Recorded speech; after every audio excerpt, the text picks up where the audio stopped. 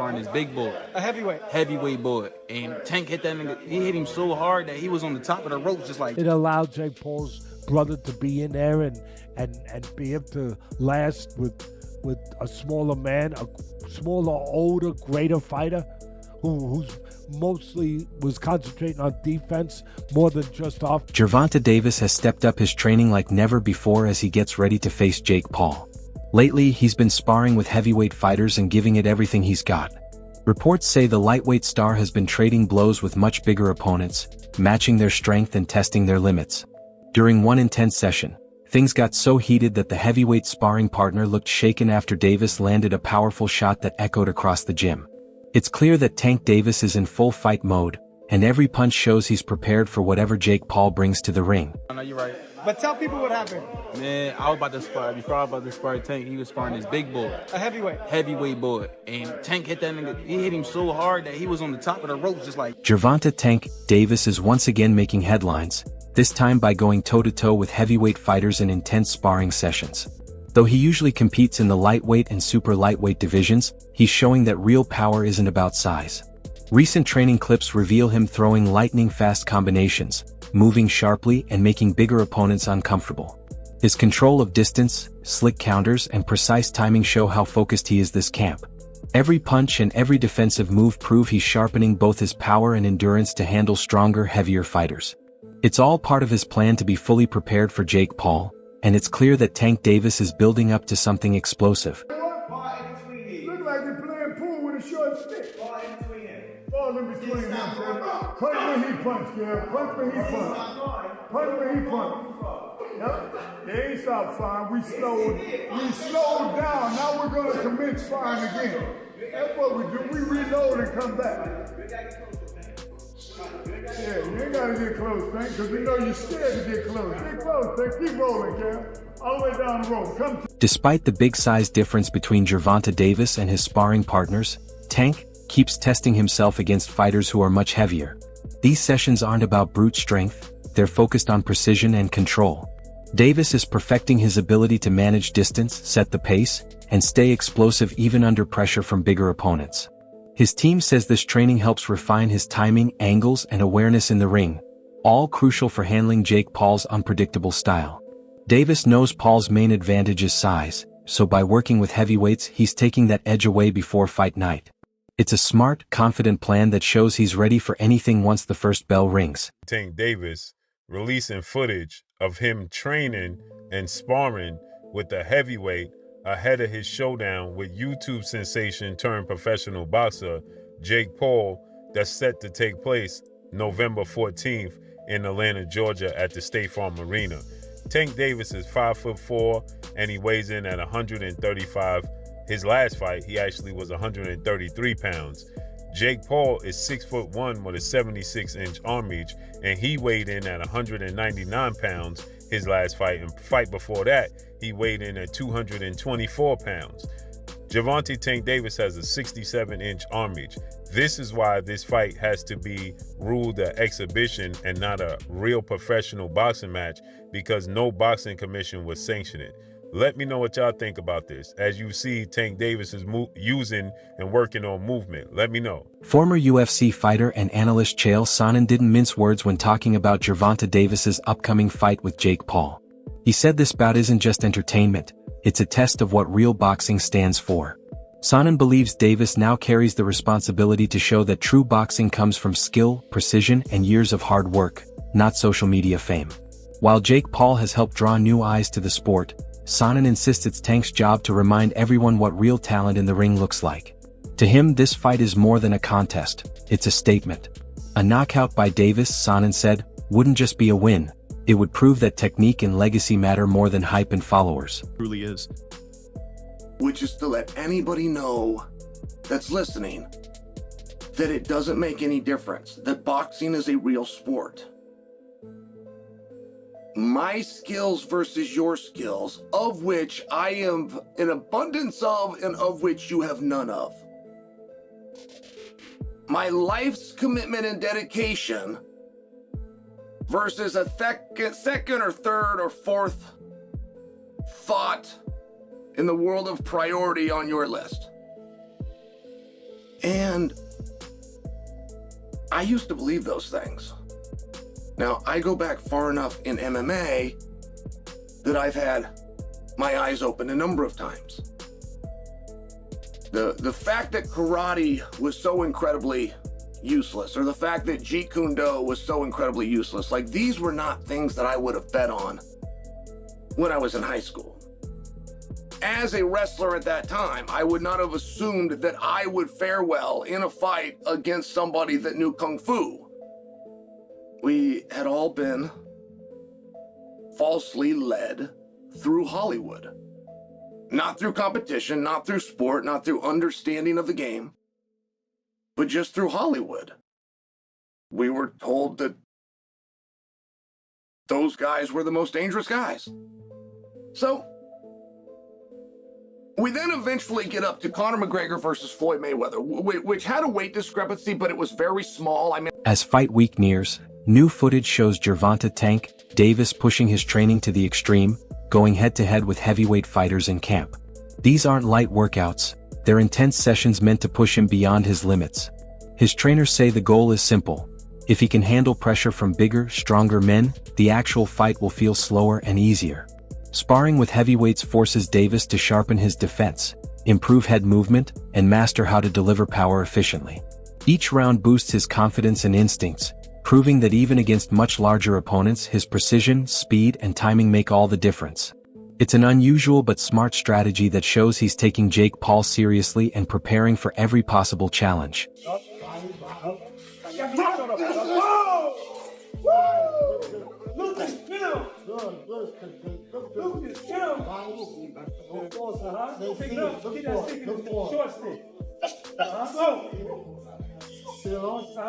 you go.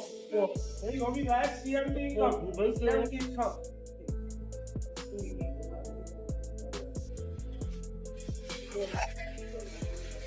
Legendary boxing analyst Teddy Atlas recently praised Gervonta Tank Davis, calling him one of the most explosive and technically skilled fighters in boxing today.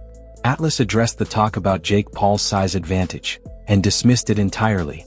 He said that once the first bell rings, size doesn't matter. What truly counts is experience, timing, and composure under pressure, all of which Davis has mastered. Atlas pointed out that Tank has faced every kind of opponent imaginable: counterpunchers, pressure fighters, tall boxers with reach, and slick defensive specialists. Jake Paul, however, hasn't dealt with that level of competition. So when people wonder, what if Jake lands a big punch? Atlas says they're missing the point. What sets Davis apart from influencers and entertainers, he explained, is his ability to adapt, stay composed, and take full control, no matter who's in front of him. Yeah, he's smaller, but he's a top fighter, he can punch, and he's fighting a guy who's not a top pro fighter, who's bigger. What if he hits him on the chin? What if he hits him on the chin? It'll wind up selling. And that's what'll wind up selling it. The what if. What if Tank makes him do a cha-cha? He hits him on the chin, and Jake Paul, we're going to find out if he can dance. Whoa, whoa, whoa, whoa. You know, do the cha-cha. That's what's going to sell it. And you can't argue that what if. You can't. I know I get to places that other people won't go and everything else, that just dismiss stuff because it's easier to do that. It's safer to do that. You don't have the bows and arrows coming at you from people that argue with you because you did that. But I don't care. I've had bows and arrows my whole life. I don't care. But that's true. That what if? What if this guy who is a real good puncher, who is one of the best fighters in the world right now, what if he hits him? What if he makes a miss and he counters him? Or he jumps up in the air. Bang! And he hits him. Sid Terrace was a great fighter. No, not the 1700s, but years ago. And Cus D'Amato told me he loved Sid Terrace. He said, Teddy, he used to jump up in the air and hit you with 3 jabs. I said, whoa, man, Sid Terrace. All right. Anyway, look, I can't finish without saying that invoke some memories and thoughts that we've been here before in a different way, where Jake Paul's brother fought Mayweather. That's not forget. And I'm not saying I like that either. I mean, first of all, Mayweather was past his prime. He was already retired. He was older, everything, but he's still the great Mayweather. And Mayweather was fighting a guy, what was it, 50-pound difference, 60-pound difference, whatever it was. And that size made a difference. It allowed Jake Paul's brother to be in there and be able to last with a smaller man, a smaller, older, greater fighter who's... Sports commentator Max Kellerman offered a more personal look at what's motivating Gervonta "Tank" Davis ahead of his fight with Jake Paul. He said this matchup isn't just about competition, it's about finding balance. After years of non-stop training, title defenses, and the pressure of being a champion, Davis wanted a fight that delivers excitement, exposure, and strong financial rewards. Kellerman explained that Tank is focused on long-term stability for himself and his family. He's hinted at wanting to slow down his schedule a bit, enjoy life outside the ring, and still protect his legacy inside it. That's why Kellerman sees this fight as a major turning point. A chance for Davis to make the most of his star power, align with his personal goals, and remind everyone he's still one of the most dangerous and skilled fighters in the sport. Gervonta, who I personally think has been checked out for way longer than this last fight. I think he was checked out prior to the Roach fight. I thought this was all going to be in the works, where he was supposed to beat the 16-1 Roach and then go on to fight Jake Paul and then call it a career, because I think the people around him understood there wasn't much left in the tank for him in terms of his want or his desire to be here. He did an interview with Dan Canobio about 18 months ago where he was like, yeah, man, I just kind of want to raise my family. I don't know how much left of boxing for me. I don't want to see a therapist. I want to, I need to, but like, I don't want to take away from my fighting. But I think it's time for me to do stuff like that. So I think the writing's been on the wall for Tank for a while. So that draw was kind of just like, I was on the way out anyway. I don't need to go back in there. And I said it at the end of that fight. I'm like, there's no way we see that rematch. He was so uncomfortable in that ring with Roach. He doesn't want to feel that again. He showed that night. So I'm not surprised that fight's not happening. I'm not even surprised he's fighting Jake Paul. During the press tour, boxing analysts Chris Mannix and Sergio Mora pointed out the clear contrast between the two fighters' demeanors. As expected, Jake Paul embraced his showman persona, cracking jokes, talking big, and doing everything possible to grab attention. Gervonta "Tank" Davis, on the other hand, stayed calm, composed, and uninterested in trading words. Mannix noted that while Jake knows how to sell a fight, Davis knows how to win one. Mora added that Tank's quiet approach isn't a sign of weakness, it's a sign of focus. He doesn't need to talk his way into the spotlight. His performances and record already speak for him. Both analysts agreed that when the cameras are off and the talking ends, Davis's skill and knockout power will make a statement louder than any words from a press conference. Try to egg him on and try to goad Gervonta Davis on. He's dealing with somebody that is not a quick-witted, thinker. He's not a quick-witted speaker. Tank Davis is explosive in the ring. He's fast and powerful in the ring. He's charismatic inside the ring when he's punching. But when you put a microphone in front of him, he's not articulate. He doesn't know how to quickly respond to people. He stutters a lot. He does more stuttering than talking. So Gervonta Davis in front of a microphone is not going to sell. So Tank Davis shouldn't be put in a podium like that. He should have speakers for him. He should have someone talking for him. He should have a mouthpiece. Tank Davis is not going to sell this fight. And Jake Paul knows it. That's the reason he kept throwing jabs at him. He tried to get Tank out of his shell. Tank's not quick verbally enough. He's not quick-witted. He's not quick with the tongue. So in order for him to sell this fight, he's going to have an adversary that can spit something back. Like, for instance, Chavez Jr., he didn't have that quick-witted response, but he had the backing. He had the loyal following. And Chavez Jr., like many Mexicans, don't need to speak because they do all their fighting in the ring, and people know that. Tank Davis, I don't know, man. He didn't look good in his last fight. He's not fighting the killers in his division. People are getting off that Tank train, and we know that he's had his issues outside the ring. The love's not there anymore. Tank Davis is losing a lot of passion, a lot of followers, and people aren't buying this circus that Jake Paul's trying to sell. And I'm glad that people are getting off this train. The commission in Georgia got off this damn train. That's why they had to move this fight to Florida, where anything can. Former world champion Tim Bradley recently shared some inside details, revealing that Gervonta "Tank" Davis didn't have many choices before agreeing to fight Jake Paul. Bradley said Tank's first priority was a rematch with Lamont Roach, but those negotiations fell apart. With few major fights available and growing pressure from promoters and networks, the Jake Paul matchup became the most practical and most profitable option. Bradley explained that while some fans see this as a risky move, it actually gives Tank massive exposure and a major financial boost. He reminded everyone that these decisions are more complicated than they look, involving management talks, scheduling issues, and broadcast deals. Still, Bradley believes that however this fight came together, Davis will use it to prove his elite skill and remind the world why he's one of the most talented boxers in the game today. I do. I'm not making no excuses for Tank at all, but this is just my perspective, man. Tank had no other choice but to do this fight, man. He had no other choice. You know, he was in training for that Lamont Rose fight, and, you know, then the covers got pulled off, you know, and then this fight came about. You know, this is an inside thing, man. I swear, man, I'm telling y'all, this is an inside thing. You know, this is something that Al, PBC wanted Canelo to do, you know, because this is how they eat.